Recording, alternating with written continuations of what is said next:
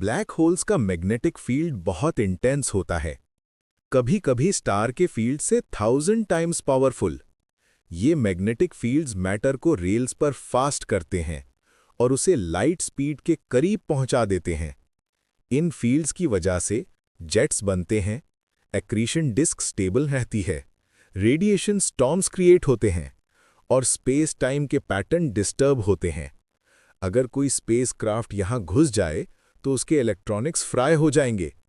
इन fields की raw energy किसी भी सिविलाइजेशन के लिए इम्पॉसिबल चैलेंज है। ये ब्लैक होल का इनविजिबल शील्ड है। कुछ जगहों पर ब्लैक होल अकेला नहीं होता, वो एक लिविंग स्टार के साथ पेयर बनाता है। जब एक स्टार ब्लैक होल के करीब आता है, ब्लैक होल उस स्टार का मैटर खींच लेता है, लेयर बाय लेयर, जैसे कोई जायंट कॉस्मिक वैम्पायर। इस प्रोसेस से पावरफुल एक्सरेज बनती हैं। इसीलिए इन सिस्टम्स को कहते हैं एक्सरे बाइनरीज। यहाँ स्टार धीरे धीरे कमजोर होता जाता है और ब्लैक होल ज्यादा पावरफुल। ये चीज हमें लाइव ब्लैक होल फीडिंग का मौका देती है, ऐसी जगह जहां ब्लैक होल लिटरली एक स्टार को जिंदा जिंदा खा रहा होता है।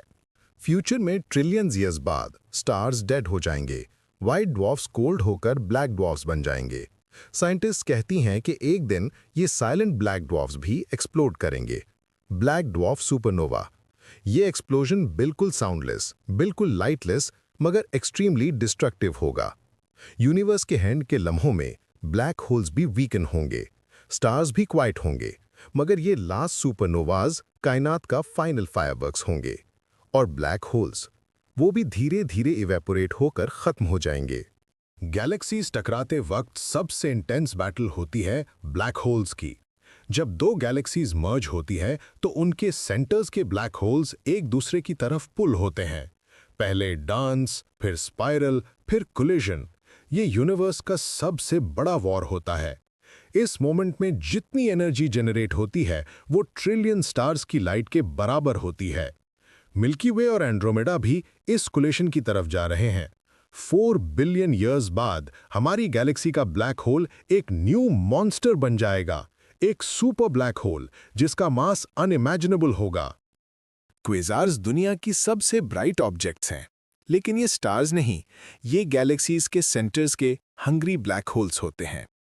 इनका ब्लैक होल इतना मैटर खा रहा होता है कि एक्रेशन डिस्क एक्सप्लोड जैसी ब्राइटनेस बनाती है।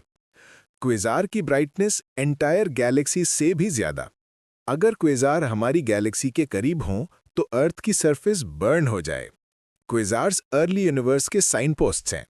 उन्होंने हमें बताया कि पहली गैलेक्सीज कैसे बनी। डार्क मैटर यूनिवर्स का 85% मास बनाता है, मगर हम इसे देख नहीं सकते। एक थियरी कहती है कि डार्क मैटर ब्लैक होल्स की वजह से फॉर्म हुआ। जब यूनिवर्स यंग था, micro black holes dark matter के क्लम्स बन गए। अगर ये थियरी करेक्ट है तो ब्लैक होल्स सिर्फ ऑब्जेक्ट्स नहीं, यूनिवर्स का स्ट्रक्चर मेकर हैं। गैलेक्सीज का rotation pattern, cluster formations, even cosmic web, सब black hole dark matter interaction का रिजल्ट हो सकता है। आइंस्टाइन और रोजन ने एक कॉन्सेप्ट दिया, अगर स्पेस टाइम फोल्ड हो सकता है तो 2 पॉइंट्स कनेक्ट हो सकते हैं। इस कनेक्शन को कहते हैं आइंस्टाइन रोजन ब्रिज या सिंपली वर्म होल। और ये worm holes theoretically black hole से बन सकते हैं। एक ब्लैक होल एंट्री पॉइंट, एक वाइट होल एग्जिट पॉइंट।